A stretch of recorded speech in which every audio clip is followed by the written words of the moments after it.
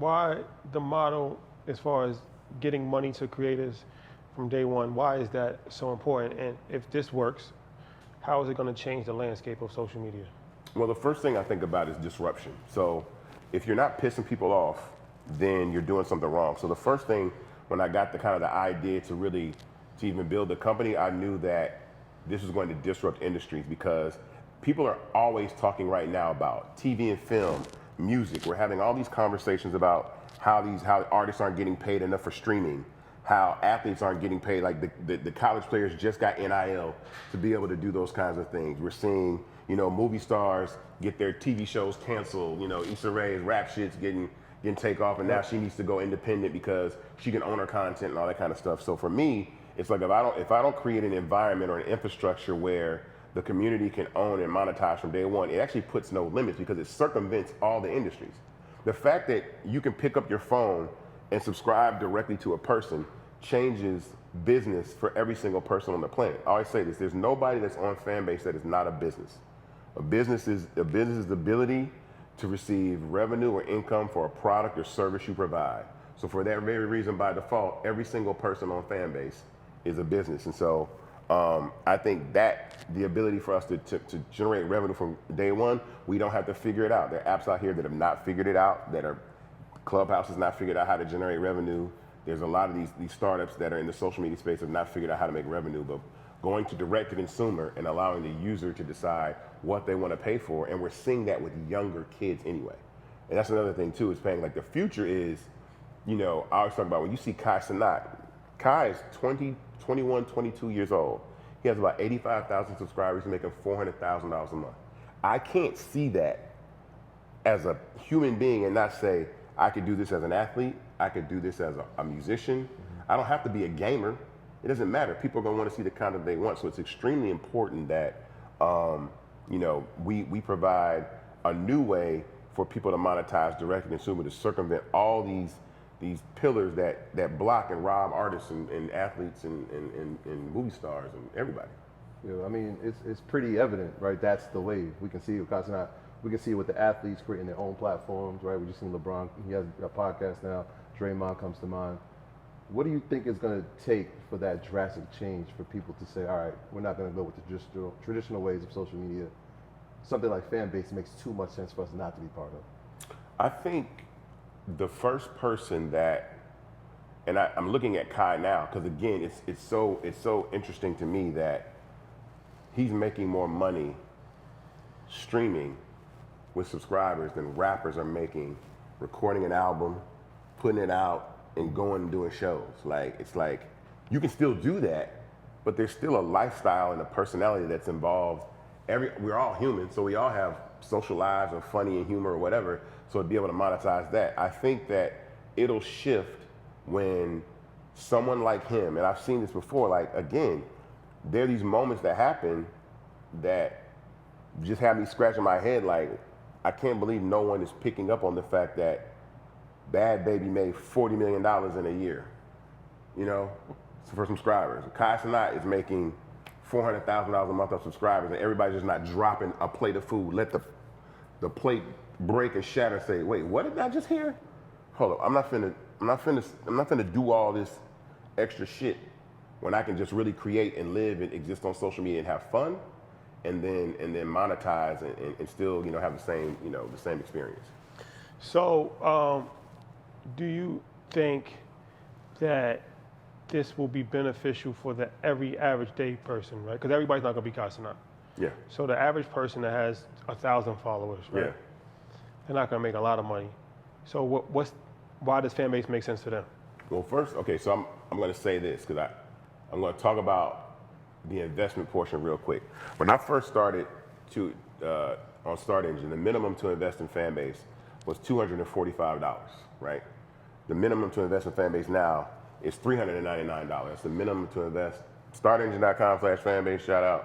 But what I say is more important than that is that there are thousands of users on FanBase that have made the money using FanBase that they invested in FanBase. So it's not about, I'm not telling everybody to get on here and think that you're going to be a multimillionaire. But I do believe that most people have enough money to make monthly the ability to pay their rent, or to get gas or put food in your refrigerator. Like I see people making that amount of money. I see a user, there's a user that's made $10,000 this year that has less than 3,500 followers. An extra $10,000 a year. Like the average American salary is $40,000. You're making a quarter of what you would have to do to make the bare minimum as a salary in this country, just making content.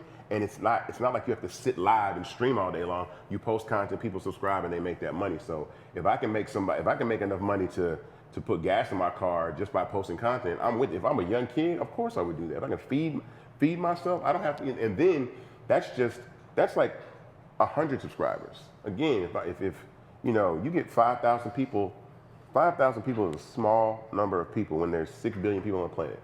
So 5,000 people paying you $2.50 a month is $12,500 a month, $150,000 a year. That's more than 97% of Americans make, and that's just 5,000 people. So it's like, it's not, if we took that down, like I said, we took that down to 500 people, you're still making $15,000 a year. Who wants to turn out an extra $15,000 a year in America? Like, just off making content, it's like, it's a no-brainer to me. Yeah. We spoke 2 years ago on your first interview, and from all the signs, right? People are making money, right? It fluctuates depending on the user, how many followers they have. The company's making money, and it's profitable. I asked you then, so I ask you now, mergers and acquisitions is always a part of business. Yeah. Have the phones been ringing even more so as you continue to innovate, as you continue to, what I see, disrupt social media in the sense where you can start revolutionizing things? Have the phone calls been coming in no? I'm gonna tell you why. Yeah.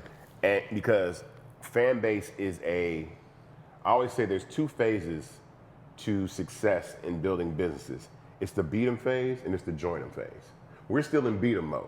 They're still sitting back like, I want to see he really gonna raise his $17 million and really like change the game in the way that he does. One thing that trumps race is green, is money. And so, and I think I've had the best example in someone seeing the way that Tyler Perry built his business. At first it was about beat him.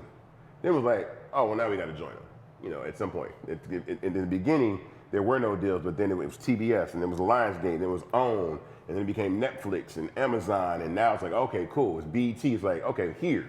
Yeah. So FanBase is always, until we get we're gonna be in the beat 'em phase, because this is majorly disruptive in the way that I say all the time. Again, it's like, I think that this is one of the most pivotal moments in technology, social media, and wealth building, because we've never been here before. You cannot name a time that there's been a social media company that's been founded that allows the public to invest.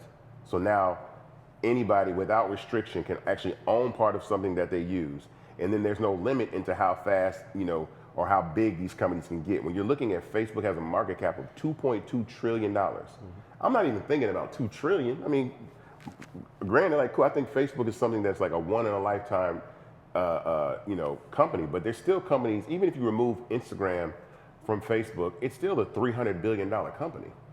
You know what I'm saying? If you're looking at TikTok separated from ByteDance, it's still probably $200 billion company. Yeah, they just valuated 160. Yeah, so I'm like, do you understand okay, so think of that. So think of now a $160 billion company that's owned by people that look like us. We ain't never been there before. I don't even know who the richest black person on the planet is. Are they worth like 19 billion? What's the richest? Probably about 19 billion? Legal Dangote, yeah. Yeah, like 19 billion. Yep. So I'm just saying, we ain't never, and my point is for us to really build and make and transform wealth. Not only is it, and my goal is not to be worth more than 19 billion. My goal is to create 10 or 15 other people that are multi-billionaires. Because technology is the fastest way. I heard Robert F. Smith say this. He's like, technology is the fastest way to build wealth in this country. It's like 8 of the top 10 richest people on the planet are in technology. Oracle, Microsoft, Amazon, Google, Facebook. And Elon with Tesla and X. It's like, yo, those are all the people. Bernard Arnault is the #1 guy and he owned every other brand in existence, and you know, and then Berkshire Hathaway, you know what I'm saying? But it's technology, so we're in an unprecedented amount of time because ownership and equity in these tech companies, these are companies that can be worth $100 billion, you know, like $100 billion, $160 billion. It's totally achievable, but we've never been there before. And I think, you know, I think we have the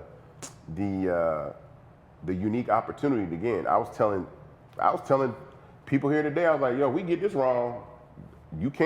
Don't blame me, because it's literally here for us to take advantage of. And that's why, you know, the raise that we're doing was so important, because there's no excuses. Once I raise $17 million, I give everybody everything that they want. I give if you want certain songs you want, certain functionalities you want, certain features you want, I can give you that in a year. Like by the end of the year, I can give you most of the things that you want. And then we get to do the things that I want to do. There's some of the things that I talk about, like we just launched branded audio on web, and I was like, no one's doing that. And that's what I'm saying, like, man, if they're not doing this, there's so many other ideas that are available that we can do. So I'm like, again, they're going to be in beating phase until they say, okay, now we got to go invest in him, because obviously he's going to keep going. So